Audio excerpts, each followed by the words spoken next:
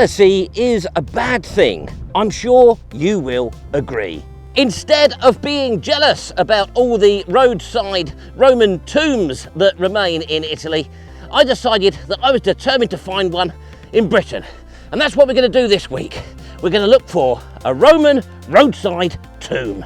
And this week we are celebrating the 30th edition of the Roman Gazette, and what could be more appropriate than to do that in horrendous, windy, gaily weather, whilst the rest of the country basks in unseasonable climate change autumnal warmth. We may have had to abandon our plans to visit another two locations because of this wretched storm, but what we did get was pretty special, so be grateful for that, and that will be Allotment Fox calling to question the brevity of this video. I'm walking along a long abandoned stretch of derestreet, although the agger, as you can see, survives quite well, and I have really seriously mistimed this walk in. Right, that's better. So derestreet is the Roman road that ran right the way up into what we now call Scotland. At this point we're something like 15 miles north of the wall, and I still got it wrong. Ah, that's what that hook is for at the bottom of the tripod. It's to stop the thing from blowing over in the high-speed wind. I wish I'd known about that earlier. It would have saved me a £300 mic. Sheltering under this brolly, if we look down there, you can see Bremenham Fort that we visited in Beyond Roman Frontiers. I'm not going to put a link up yet because I want you to watch this one. But that's where derestreet is heading to and beyond. Umbrella continuity issues as usual. So I'm walking along this fine agger of derestreet, and we're headed this way. Now we're looking for that rarest of things in Britain, Roman roadside tombs. I think that is the first. We're looking for 3 roadside tombs, possibly the only 3 known in Britain, and I think that behind me there is the first of them. It has been dug out, but the reeds sort of delineate where it is. But I think we've got something better if we head on up this way, or if I do. This is the second one. I don't know how well it's going to show, maybe we can overlay or something like that. Interestingly, on this one, there's a clear cut in the mound of the tomb where some, no doubt, some probably 18th or 19th century antiquarians have had a pop at it. But the real squeetastic joy of this location is the third tomb. Take a look at this, Roman gazetteers. Feast your eyes upon this Roman roadside tomb with stonework. I am really sorry about the wobbling camera. The conditions are horrendous today.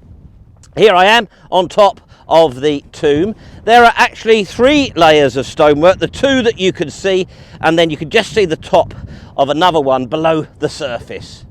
I think this is another scoop for the Roman Gazette. I don't think you'll find this location elsewhere on YouTube. Nobody else would put up with this, let's be honest. One of the great things about the site, if we look here, we've got a clear carved animal head on the base of the mausolea here. Some experts say that it's a sort of a bull or a horse, but I think it looks like a sort of deer to me. Struth, look at that weather coming in. On this side of the tomb, facing the road, we've got this down here, a sort of a diamond-shaped relief carved into the base there. Pretty cool. It's one of those shoots. I'm sheltering under the umbrella, trying to keep the rain out of the lens for you. Later generations are always idiots, aren't they? And they called this place the Roman well. It's not a well, it's a tomb. It was excavated by a customs official in his spare time, I think in the Victorian era. And he found the cremation urn, which was still full of cremation dust, and a dating coin from the reign of Septimus Severus. So that's 222 to 235. It's interesting, some other gazetteers have obviously been here. You can see a sort of little path cleared through to the base of the tomb where we've got that diamond and that deer head. And then just behind the second tomb, we've got this, 2 smaller tombs to have a look at. Two dinky little tombs there behind the main roadside ones. I'll put some state-of-the-art tech on to sort of show you those. That's quite a nice one. It's still got a sort of little sort of ditch type thing around it. And then this one over here. Hopefully you can see that through the rain. We may have had to abandon our plans for fancy focus pulls, fake drones, that sort of thing, but we did achieve our objective of locating a roadside Roman tomb in Britain. Possibly the only one, certainly with stonework, unless you know otherwise.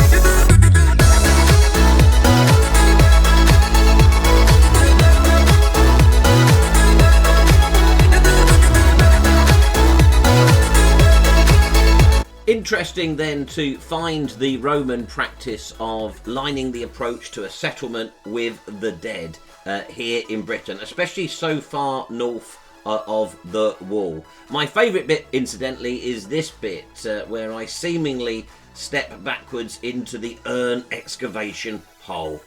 On top of everything, I seem to have filmed this weather-battered video in 24 frames per second for some reason.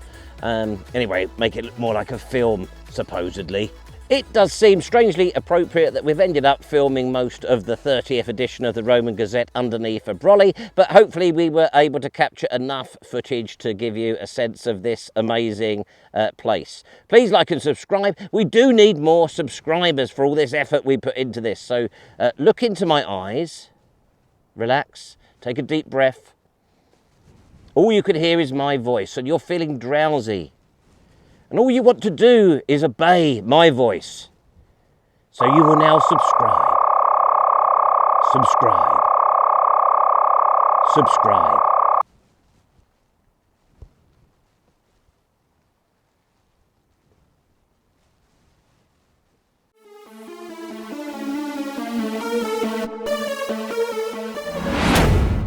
We have located a really fantastic artistic representation of what these tombs looked like back in the day, but I suspect that the content owner is linked to an opponent of the Roman Gazette, so I've elected not to include that in this video because I don't want to get a copyright strike, but I will pop it up this week in the community tab so you can take a look to it.